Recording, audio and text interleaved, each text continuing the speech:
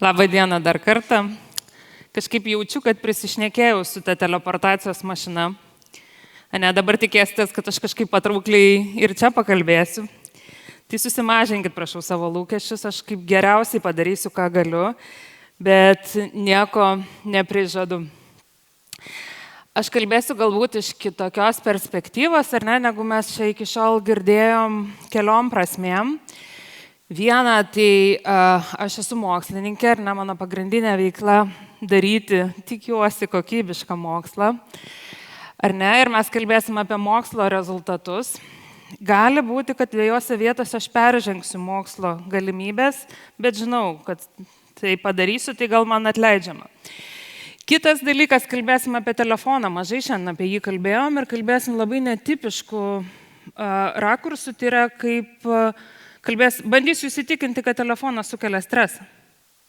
Ne, pažiūrėsim, ar tikėsit į pabaigą ar ne.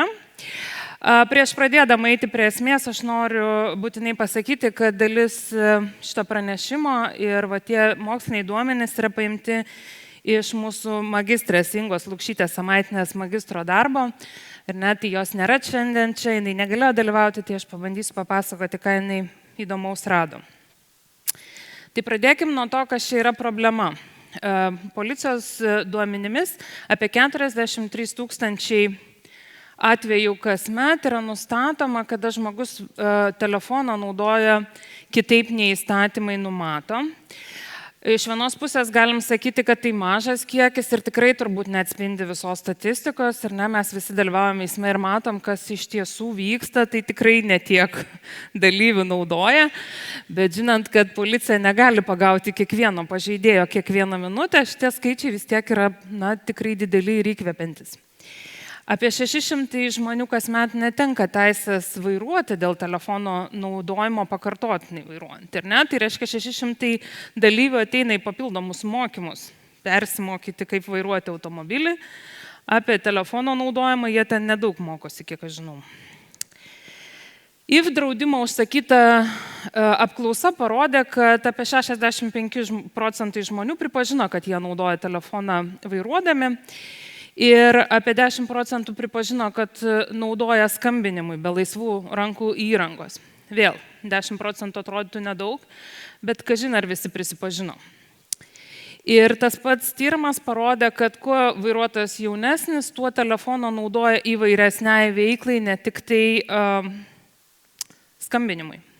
Pažiūrėsim paskui, ką mūsų tyrimas parodys, kokia ta veikla yra, kai kuri tokia man visai nuostabi. Toliau pakalbėkime apie poveikį. Ką vis dėlto tas telefono naudojimas vairuojant padaro vairavimui? Ne? Kodėl mes sakom, kad tai tikrai yra pavojinga veikla? Tai vairavimo simuliatoriaus tyrimuose yra nustatyta, kad tokie žmonės, kurie vairuodami rankoje laiko telefoną ir kažką su juo veikia, per greitai sukioja vairą. Tai yra, jie turbūt netenka kontrolės ir jiem reikia staiga sugrąžinti automobilį į vėžes, todėl reikia greičiau sukti vairą. Sumažėja dėmesio koncentracija, aš prie to dar truputėlį grįšiu, pailgėja reakcijos laikas. Ar ne? Tai, ką ir Artūras sakė, ir Julius Neverauskas, ką sakė, kai nepasiliekam laiko, vietos sureagavimui, tai tada turime labai greitai reaguoti ir tas labai greitai pas mus nėra taip greitai. Žmogui sunkiau išlikti savo važiavimo juostoje. Ir tyrimai parodė, bent jau simuliatoriuje, gyvai aišku tokių tyrimų nėra atlikta, kad susidūrimo tikimybė padidėja tarp 44% ir net 4 kartų. Ne, tai milžiniški turbūt pokyčiai su telefonu lyginant su vairavimu be telefono. Ir užsienio spaudoje šitas fenomenas apibūdinamas kaip eyes off. Nėra lietuviškai gero vertimo, visų atsiprašau. Ar ne? Tai yra apibūdinama tam tikrų laikų, kai vairuotojas nežiūri į kelią. Ar ne? Tai jau ir Julius Neverauskas bandė pasakyti, kad mūsų smegenys nemultitaskina. Nėra tos daugiaveikos lietuviškai. Ar ne, jeigu mums atrodo, kad galim 2 dalykus daryti vienu metu, tai negalim. Mūsų smegenys labai greitai šokinėja, perdirba ir naudoja mūsų resursus. Tai kaip jums atrodo, aš noriu jūsų paklausti, kaip jums atrodo, kiek sekundžių žmogus gali nežiūrėti į kelią, užsižiūrėjęs į telefoną? Apie kokį laiką mes kalbam? 3 sekundės girdžiu, žiūriu telefoną, žiūriu į kelią, žiūriu telefoną, žiūriu į kelią. Kiek aš žiūriu į telefoną trunka? 30 sekundžių? Nu, jūs juokaujat. Per 30 sekundžių rimtų dalykų galima padaryti. Gerai, girdėjau panašių skaičių, tai sakoma, kad iki 4 sekundžių. Čia 4 sekundės, aišku, yra didelis laikas, ar ne? Tai reiškia, kad dauguma ten nežiūri milisekundės, ne iki sekundės. Ar ne? Tikrai galima ir telefoną pažiūrėti kelią visai taip ganėtinai greitai. Bet jeigu kažkas įdomaus tam telefonė staiga įvyksta, mes pamirštame pažiūrėti į kelią ir maždaug apie 4 sekundės į kelią nežiūrim. 4 sekundės kelyje, daug ar nedaug?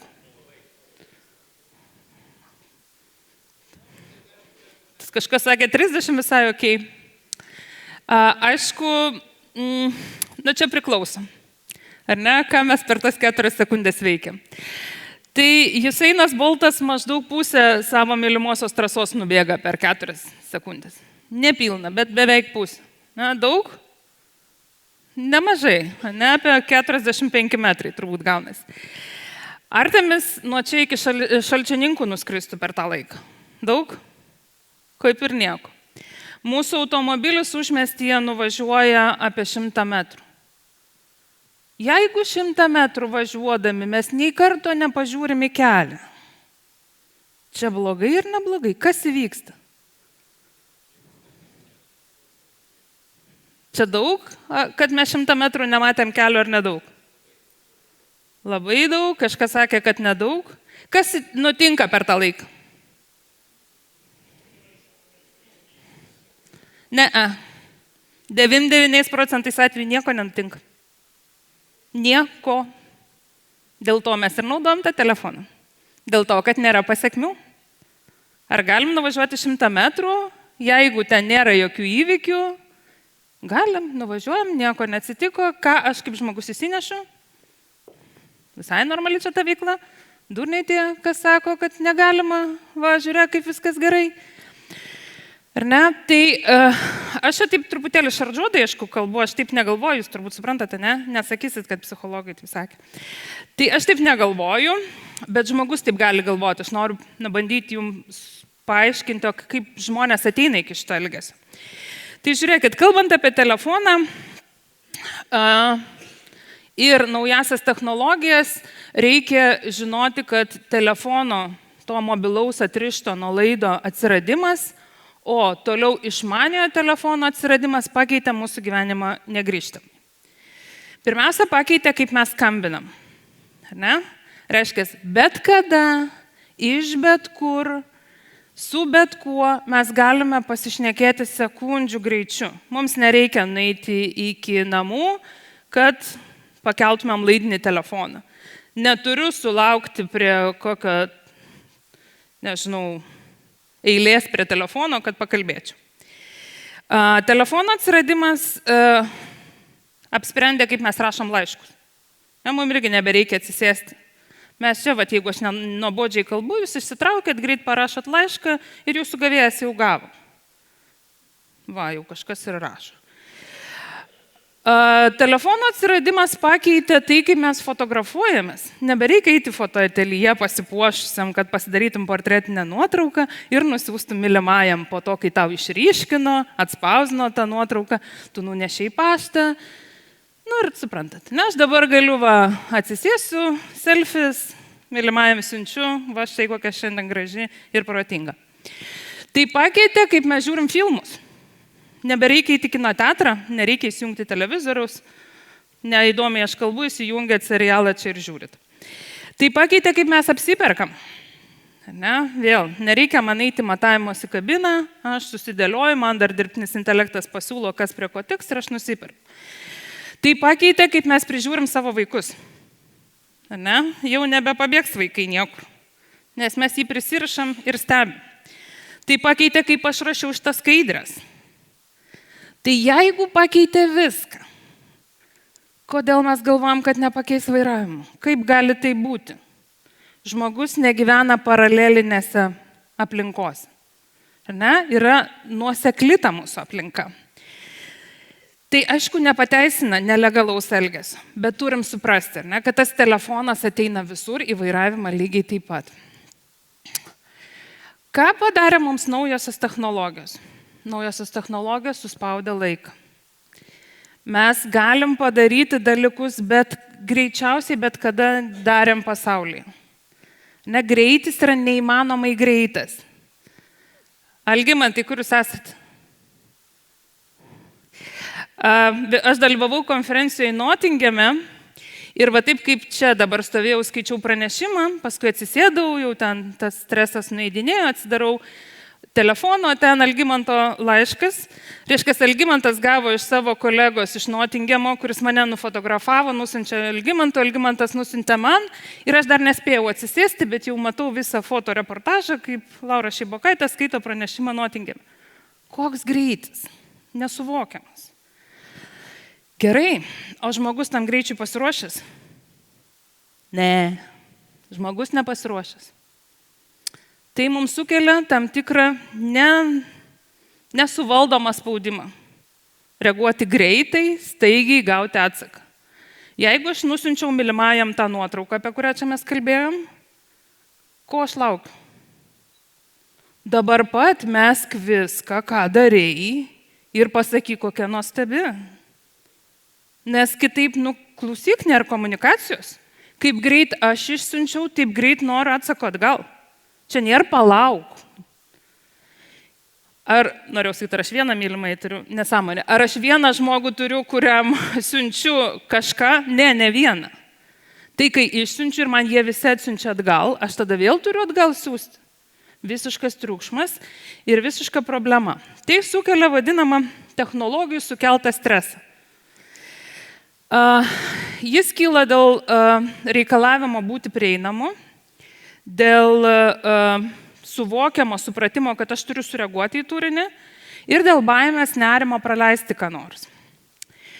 Dabar, žiūrėkit, darysim testą. Turim 2,5 minutės, labai greit darom. Aš vardinsiu požymis, jūs rankytėm 5 bus, užteks vienos rankos, kad matyčiau, gerai? Stresas dėl pasiekiamumo. Oi, atsiprašau. Tai yra nerimas, kad kiti tikisi, jog aš visada būsiu pasiekiamas. Ir kaltės jausmas, jeigu nesu pasiekiamas. Nematau rankyčių? Gerai, važiuom toliau. Patvirtinimo nerimas. Jausmas, kad turiu papasakoti apie savo gyvenimą. Ir nerimas, kaip žmonės sureaguos.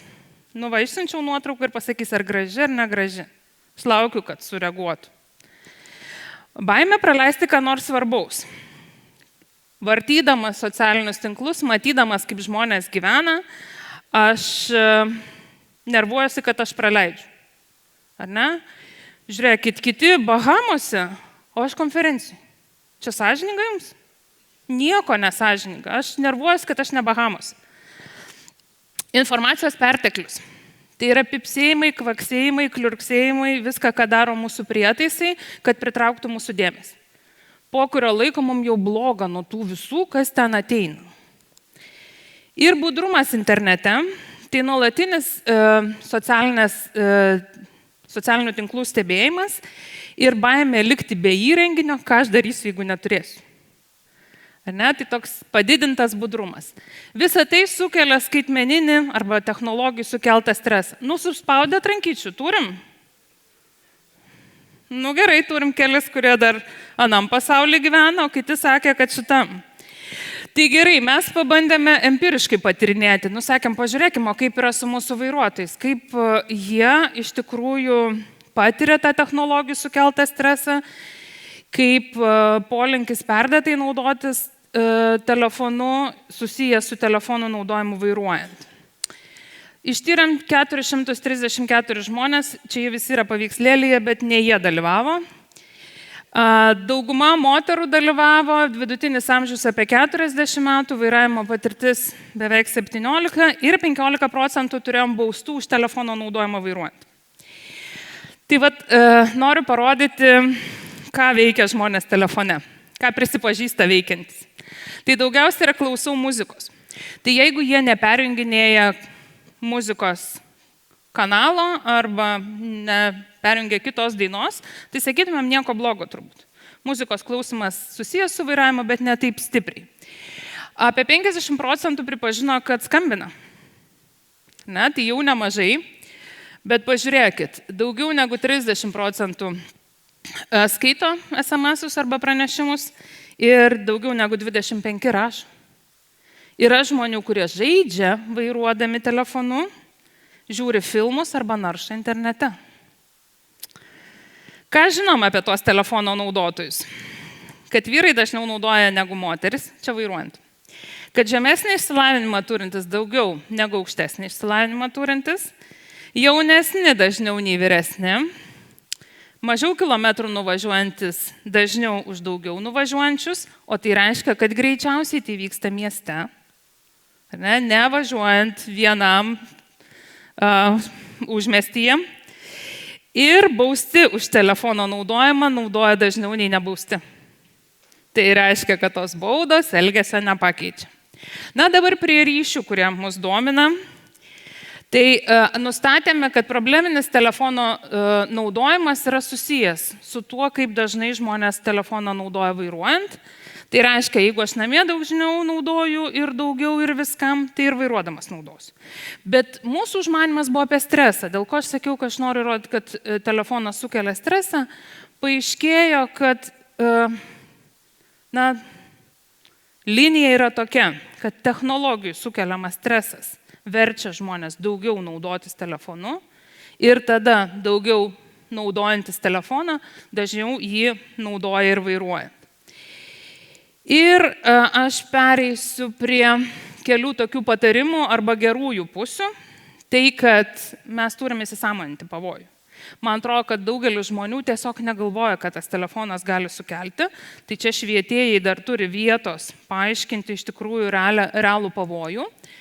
Pradėti nuo savęs. Čia pati geriausia technika, jeigu mes norim pokyčių. Paprastai geri dalykai užkrečia. Tada atlikti skaitmeninio turinio detoksikaciją, detoksikacija kabutėse, bet rasti tokios veiklos, kuri mus labiau įtraukia negu telefono žiūrėjimas. Ne, taip save suskatinti, kad tą telefoną nesinorėtų imti. Na ir savikontrolės įrankiai, tai reiškia rasti būdų, kaip nenaudoti telefono vairuojant. Pirmiausia, mano pats svarbiausias patarimas, išjungti garsą, kai vairuojam. Tada, kai pypsės, mes negirdėsim, mūsų nenervuos. Arba pasidėti telefoną nepasiekiamoj vietoj, kad ir kaip norėčiau, aš vairuodamas jo nepasiekiu. Vargiai, aš turbūt sustosiu šalikelį, išlipsiu, išsiimsiu telefoną ir tada skambinsiu. Tai tiek aš norėjau pasakyti, laukiu klausimų. Čia truputėlį, kol jūs užduosit klausimus, bus reklama. Labai norėčiau, kad jie perskaitytumėt. Mes mokslininkai bejėgiai, be tyrimo dalyvių. Tai šiai dienai ieškom, jeigu ką nors rasit, susisiekit su manim. Ačiū Jums.